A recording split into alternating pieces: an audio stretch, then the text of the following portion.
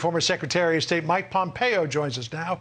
He's also a Fox News contributor. Mr. Secretary, forget Goldfinger, Ernst Stavros Blofeld inspector. You've got Robert Moore of MI6 saying China is the biggest threat, the single greatest priority for MI6. They are only now beginning to understand what many people in this country have been warning of for years.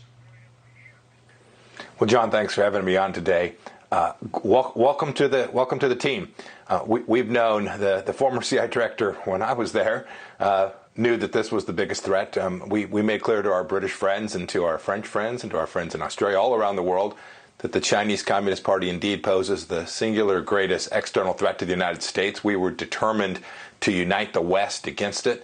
We can certainly prevail, but we have to be serious about it. So I'm heartened, frankly, to hear that MI6, the British intelligence service, is now prepared to go engage in a way that we've been engaging for several years. I hope our administration will stay in this fight too, John. That's really important. We can't kowtow to the Chinese Communist Party. We can't allow them to do what they did to this female tennis player. We can't allow them to have a virus that they knowingly spread around the world, killing millions of people with no consequences. Those are the kind of things that have allowed China to rise, and we can't permit that to continue to happen. There are many people, Mr. Secretary, who say that we are already in, if not on the cusp of a Cold War with China. And if memory serves correctly, when we were in a Cold War with Russia, we weren't fueling and funding their military buildup by buying hundreds of billions of dollars in goods from them. Is there an inherent contradiction here in that China is becoming a global superpower and they're doing it all because America is their piggy bank?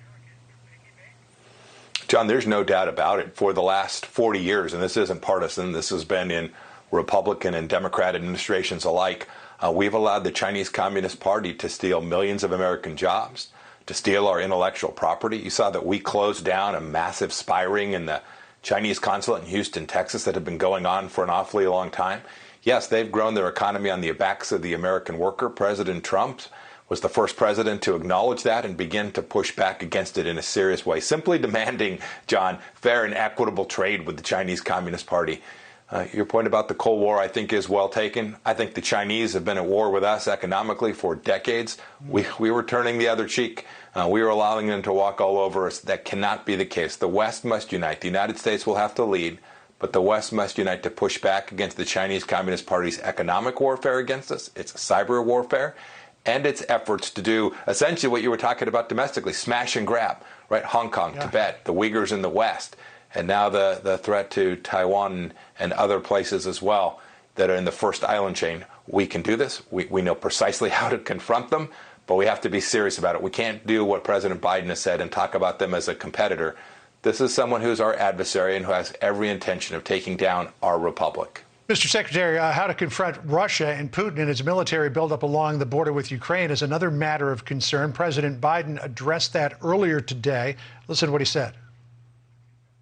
My Secretary of State and National Security Advisor have been engaged extensively.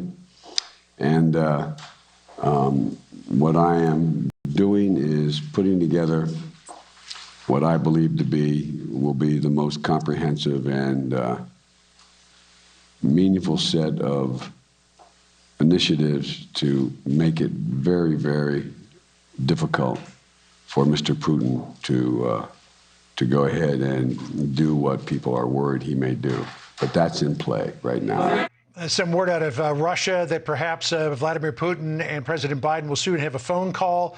What does President Biden need to say to Putin about this buildup along the border with Ukraine? You know, John, as I listened to the president say that this morning, I was surprised and shocked, and it harkened back to the summit that they already had where the Russians had permitted hackers to close down a gasoline movement across this entire southeastern part of the United States of America. And the president said, well, there's only these 16 sectors, right? I don't see that President Biden's words are credible. I don't think Vladimir Putin fears when President Biden gives a press conference or says something to them. We have to demonstrate resolve. We have to actually take these actions. So that's what I hope this administration will do.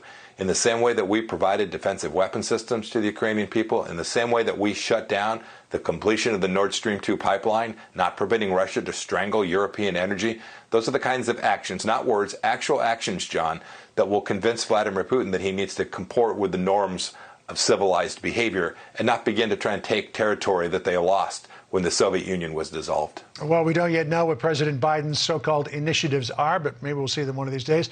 Former Secretary of State Mike Pompeo, always a pleasure to see you. Have a great weekend. Thank you. Thank you, John. Thank you, Sandra. So long. Okay.